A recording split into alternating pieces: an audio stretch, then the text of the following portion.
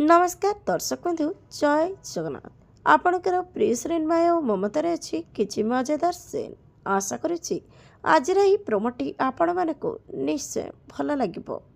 दर्शक बंधु घर परिवार समस्त सामने पल्लवी आसी रिमझिम को कहे काली रात तमें और रूबी मौसी हल रे किसी गोटे इम्पोर्टेंट काम करुल।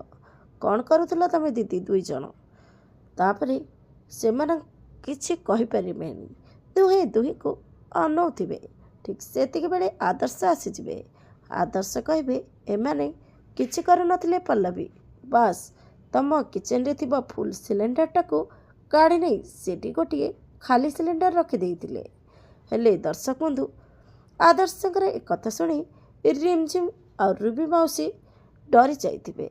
हेले एबे माया एमानकु कौन कहिबे देखिबा पई जमार भूलंतुनी।